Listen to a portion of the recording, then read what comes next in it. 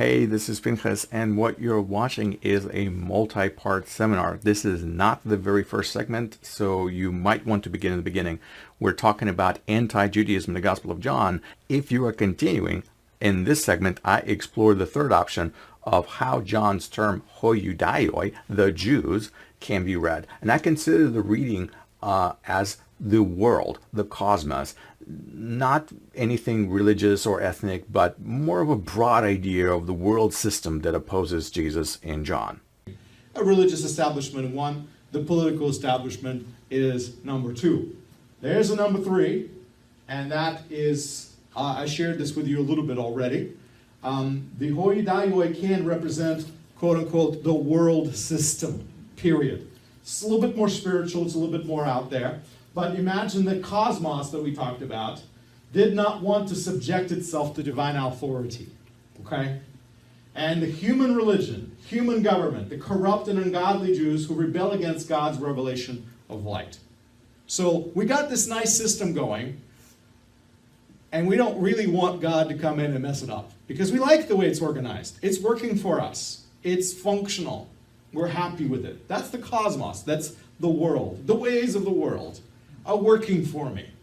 Why do I want something from outside to come in and mess it up? So this idea is also built on certain principles or presuppositions, some foundations, okay? And the idea is built on a notion that John's gospel is really universal, that its reach is much broader than Jews, much broader than Gentiles. It seeks to reach the entire humanity, kind of this big, big message. And the humanity is the audience. And it's the humanity that stands to benefit from Messiah's coming. So this is another way of reading John as this big, huge, universal, almost philosophical-like gospel. Okay? And some people do read it that way, by the way. If you don't think that's legitimate, pick up a few commentaries. You'll be surprised. So here's the idea. The Logos, the Word, encounters cosmos, the world, and is rejected. So the Jews basically become a picture of humanity that rejects the King of all creation. The Jews are not really the Jews. The Jews is really all of us, everywhere, wherever we may be, today, tomorrow, and forevermore, who reject God's ways when God brings his ways toward us. So it's kind of this big philosophical, metaphysical way of reading John as well. Believe it or not, it's quite legitimate. It's out there in commentaries. That's one way of looking at it. To me, that one doesn't always sound as the best one. It certainly wouldn't work in a lot of passages. It would work in some, but not in others. Okay? And this is why I try to show you a few passages every time that I present this view or this possibility and say, okay, let's try reading it, this way. Let's try reading John chapter 1 with this idea of a cosmic, universal, humanity-wide good news. There was a man sent from God. This is John chapter 1, verses 6 through 10. There was a man sent from God whose name was John. He came as a witness to testify to the light. Now, all humanity, no matter where you are, can appreciate that light is good, right? So that you might believe through him. He himself was not the light. So John is not the light, but he came to testify to the light. The true light, which enlightens everyone, was coming into the world. Cosmos. He was in the world, and the world came into being through him. The cosmos came to be through this light, right? And yet the world did not know him. The world did not want to know this light. Didn't understand it. Okay? He came to what was his own.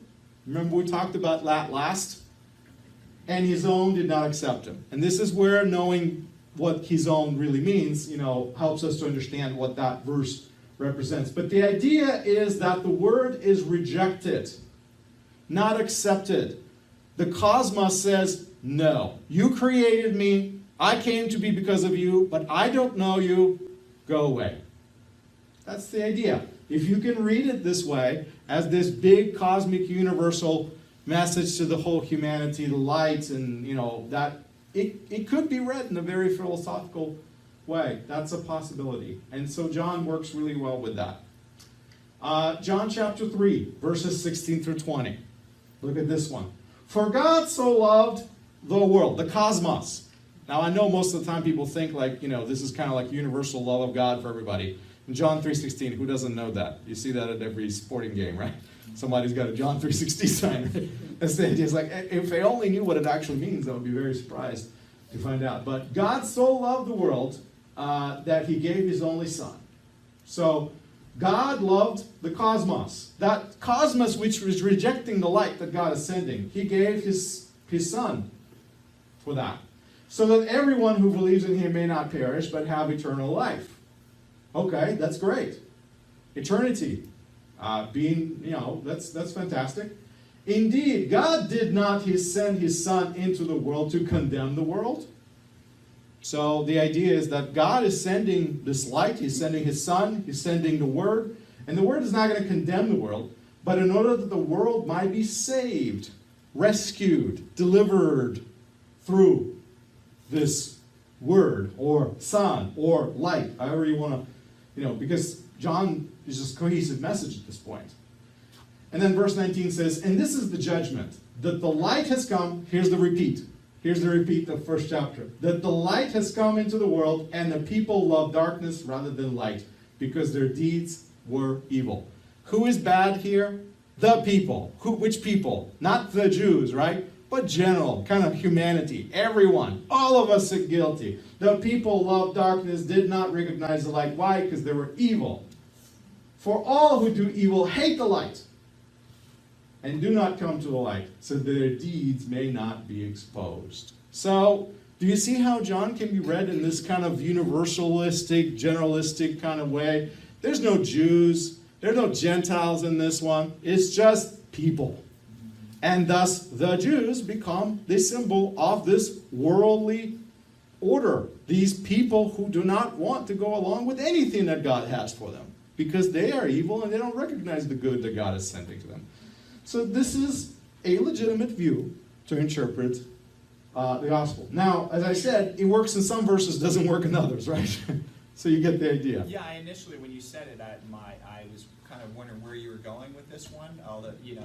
But as you kind of put it to that verse, I can see that, and it kind of ties into just the overall possibility of even understanding John as a more mystical character. Yeah. And so sometimes John is kind of in this, this cosmic, Yes. global, universal way of, what I'm saying? It's almost like Enochian Judaism, Yeah, a little bit, Yeah, like kind of the a little bit of the Enochian tradition. Merkavah stuff we read today. Yeah, so I actually can see how that.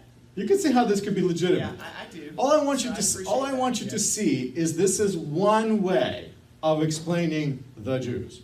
I'm not saying that either one of these ways is the way.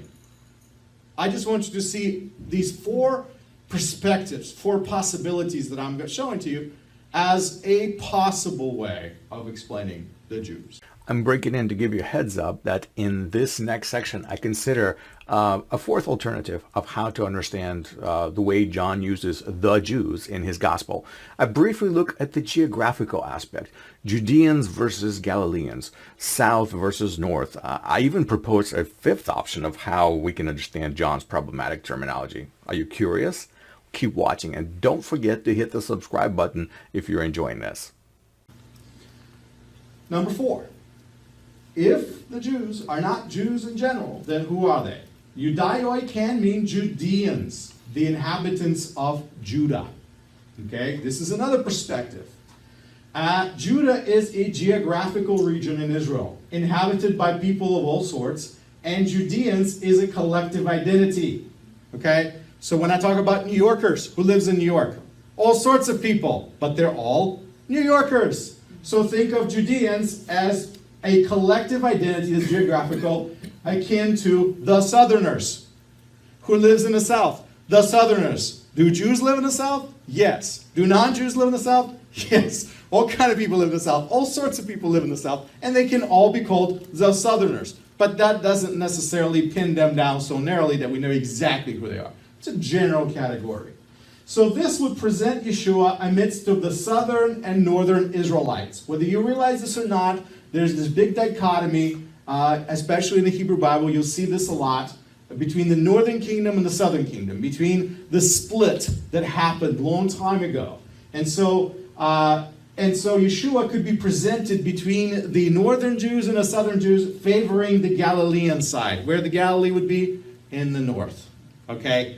So the idea is that he's a Galilean, kind of an idea.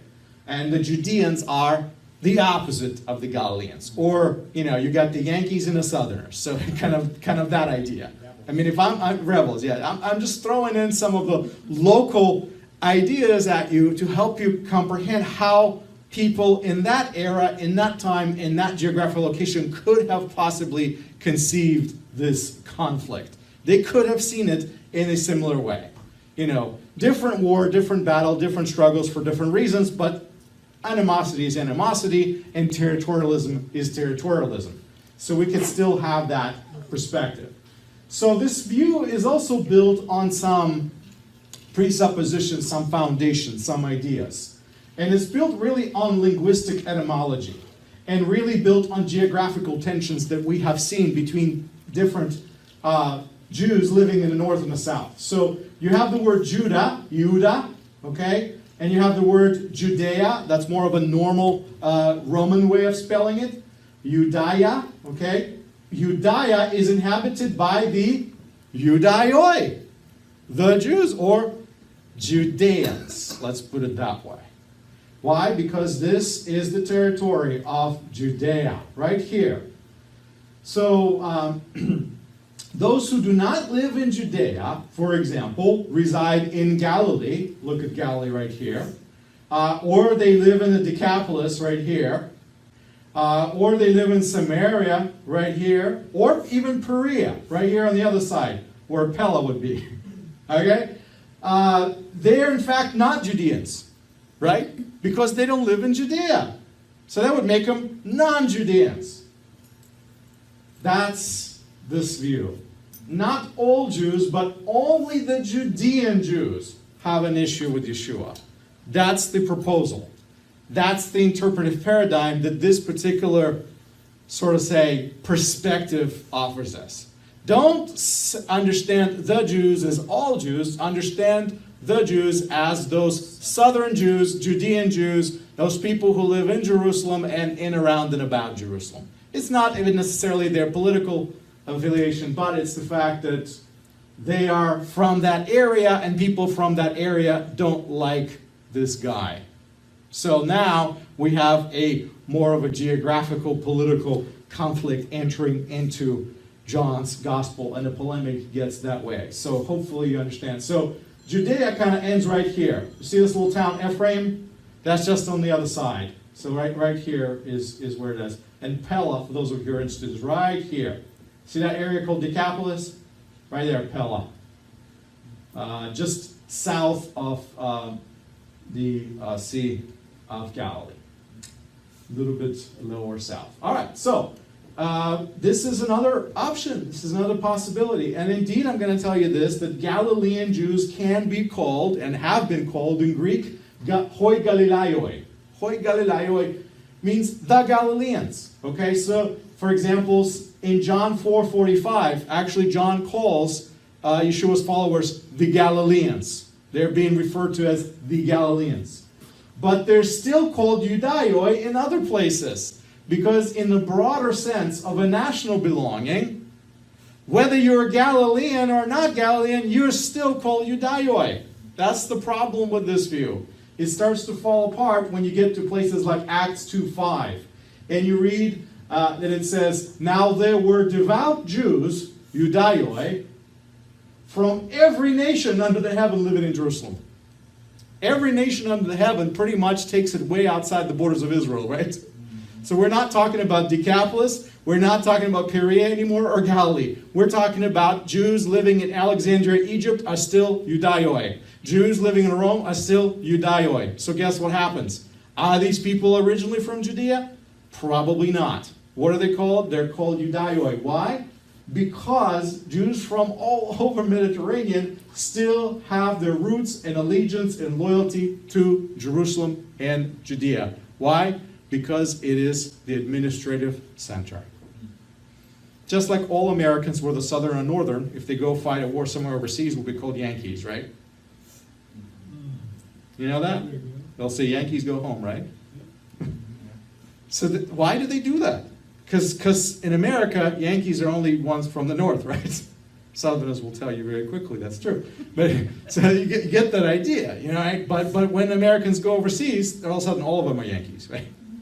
So you see how this is a problem. Terminology and etymology can be very, very helpful, actually, to help us peek into this geopolitical conflict that existed at the time. But it also breaks apart when you start reading places because there's no consistency to this type of language. So, give you a few examples. Basically, remarkably, as we read in John's Gospel, some of you may not realize it, that Yeshua is not Galilean in John's Gospel, but he is a Judean. He is born in Bethlehem, right? And Bethlehem is where?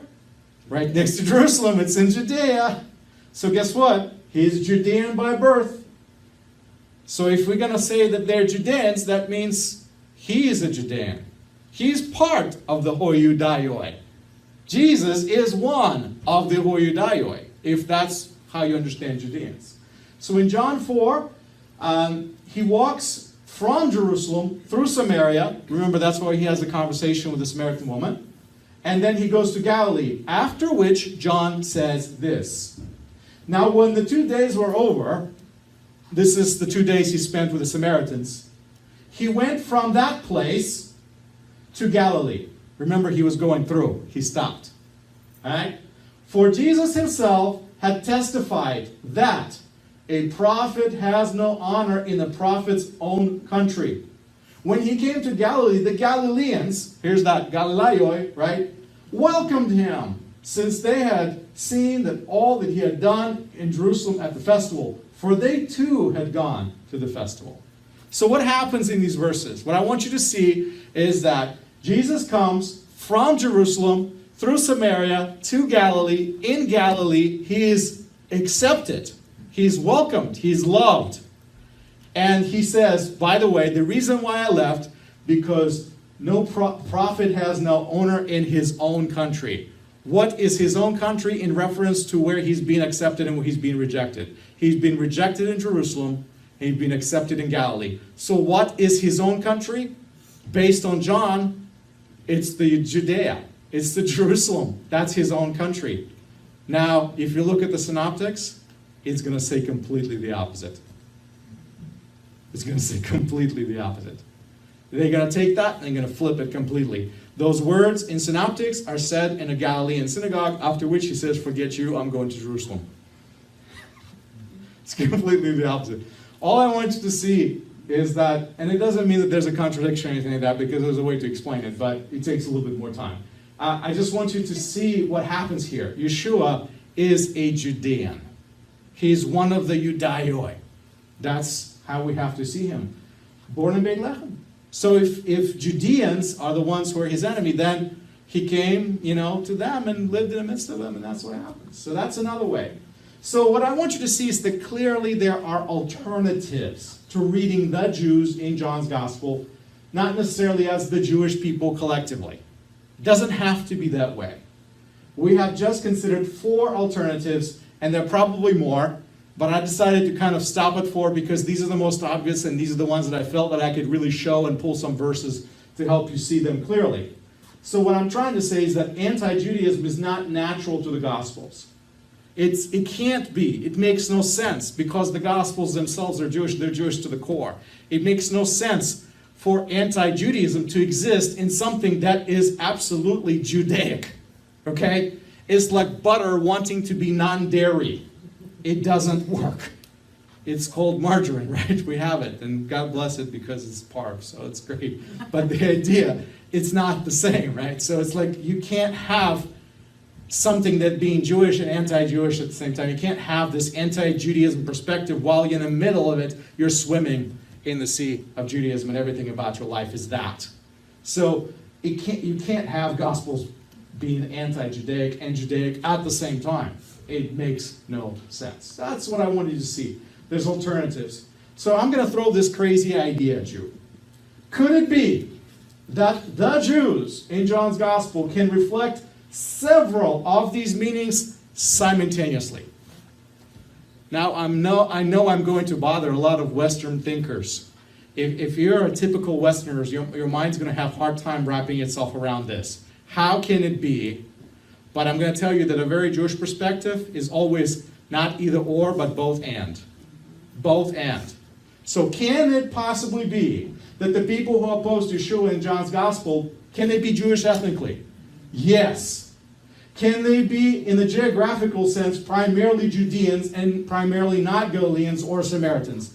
Yes, that can be true. Can they be powerful, wealthy, influential, well-connected Jerusalem elites? Yes. That doesn't exclude any of those other ones, by the way. Okay? Can they be representatives of Israel's religious establishment? Yes, they can be, simultaneously with all these things. Can they be representatives of this humanistic, morally bankrupt world system opposed to God in general? Yes, they can be. What I'm trying to say is all of these things can be simultaneously true and right, and they can actually be combined within the same group. Can we possibly see that John is a little bit more multifaceted than just one particular perspective that I possibly presented for you? Either one of those perspectives is sort of kind of has legitimacy, right? But can they all be legitimate at the same time too? Yes, it can. Why not? My answer is always, why not? Both and, not either or. So this is a crazy idea that I'm throwing out at you, of reading John in a slightly different light. But all of these simply will eliminate the possibility of reading John as that fifth alternative, or the first alternative that I've started with, and that is reading John as in a very anti-Judaic light.